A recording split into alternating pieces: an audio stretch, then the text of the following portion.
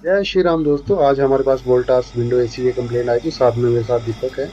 तो हम चेक करने गए थे तो कस्टमर का ये प्रॉब्लम आ रही थी। कस्टमर को रात को सो नहीं पा रहा था। इसमें से अजीब अजीब सी आवाज़ें आ रही थी एसी के अंदर से। तो अभी हम चेक करेंगे कौन सा भूत इसके अंदर चला गया था। तो दीपक, सबसे पहले हमारे जो दीपक चेले हैं वो इसका अभी काम करने लग पड़े हैं, खोलने लग पड़े हैं, इसी को देखने लग पड़े हैं कि इसमें क्या ऐसी चीज़ है कि जिसकी वजह से कस्टमर रात को नहीं सो पा रहे हैं।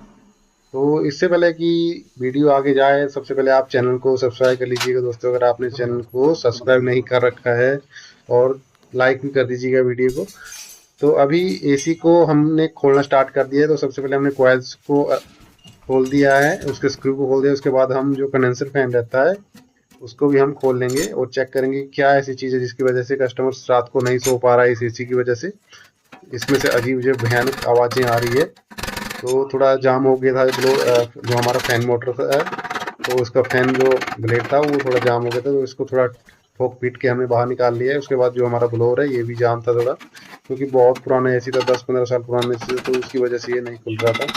तो हमने इसको भी ठोक पीट के जैसे तैसे हमने इसको खोल लिया। विंडो एसी का जब भी हमारे पास काम आता है तो थोड़ा उसमें मुश्किल होती है करने में, क्योंकि अब मन नहीं करता विंडो एसी का काम करने के लिए, क्योंकि अब ये बहुत टाइम कंज्यूमिंग प्रोसेस होता है विंडो एसी का कोई भी काम करने के। तो इसके बाद हमने यहाँ पे जो चीज़ साउंड कर रही थी, भयानक आवाज़ें दे रही थी, उसको बाहर निकाल लिया, यानी मोटर को हमने बाहर निकाल लिया। यही वो प्रॉब्लम थी इसमें कि ये मोटर बहुत ज़्यादा साउंड कर रही थी, जिसकी वजह से कस्टमर रात को नहीं सो पा रहा था। तो अभी मोटर को बाहर निकाल लिया। उसके बाद इसमें अभी चेक करेंगे इसमें क्या वो खराब हो चुका है हमारा।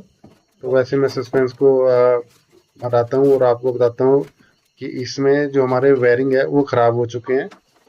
तो वायरिंग की वजह से कस्टमर रात जो साउंड बहुत ज़्यादा आती थी, इसकी वजह से कस्टमर सो नहीं पा रहा था। तो अभी हमने यहाँ पे पीसीबी बॉक्स को खोलना स्टार्ट कर दी, क्योंकि मोटर खोलने के लिए हमें पीसीबी में से उसके जो कनेक्शन है उसको खोलना पड़ेगा। तो इसमें 6 वायर रहती है, जिसमें से 3 हमारी स्पीड की रहती है, लो मीडियम हाई, और 2 हमारी कैपेसिटर के लिए होती है, और 1 वायर हमारी न्यूट्रल होती है। तो वायर्स के जो कनेक्शन है पीसीबी पे लगे होते हैं उनको हमने यहाँ से निकाल लेंगे, और उसके बाद जो हमारी मोटर है वो इजीली बाहर आ जाएगी हमारी। तो इसके बाद हमने मोटर को बाहर निकाल लिया है दोस्तों।